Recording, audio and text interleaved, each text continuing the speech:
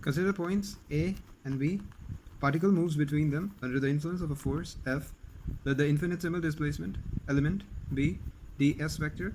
We know the work done is equal to integration of the force vector times the dot product of the force vector with the displacement vector. The infinitesimal displacement vector here is ds vector.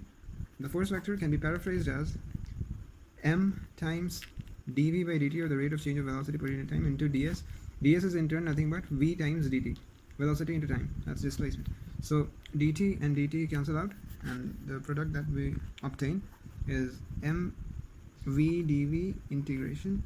The limits can be annotated as a and b, and a and b here too likewise, and this is mv square by 2, limits a to b, which is nothing but kinetic energy at b minus kinetic energy at a at each of the limits. Therefore, work done by a force is equal to change in kinetic energy. It is unspecified as to the nature of the force, so the formula is applicable for any kind of force, whether conservative or non-conservative. So, moving on, let's consider conservative forces only. A conservative force is defined as the gradient of the potential energy. U is the potential energy.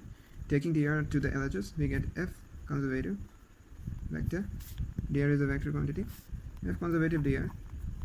And we integrate it, and we integrate both sides. So this is du minus. We take 2 points A and B, 2 states, 2 points A and B, and we thus obtain, upon integration, this is nothing but the work done.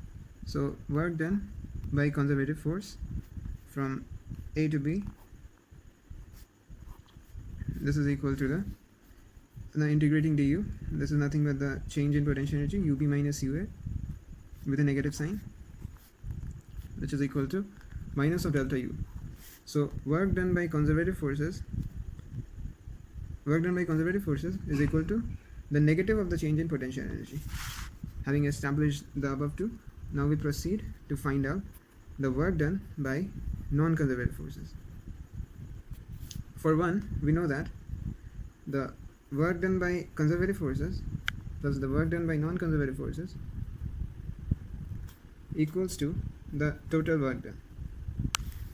As earlier found, the total work done was nothing but the change in kinetic energy, and in the latest example, the work done by conservative forces is the negative of the change in potential energy.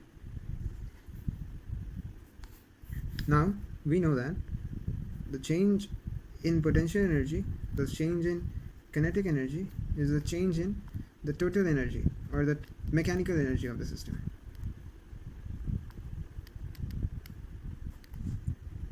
For most of the questions in dynamics, the total energy is nothing but the mechanical energy, unless we involve other forms of energy. So now from the same equation, we can easily deduce that the change in that the work done by non-conservative forces is nothing but the change in the total energy, total mechanical energy, or the total energy of the system. Thus, work done by non-conservative forces equals to the change in total energy of the system, or change in mechanical energy for mechanical exclusive systems.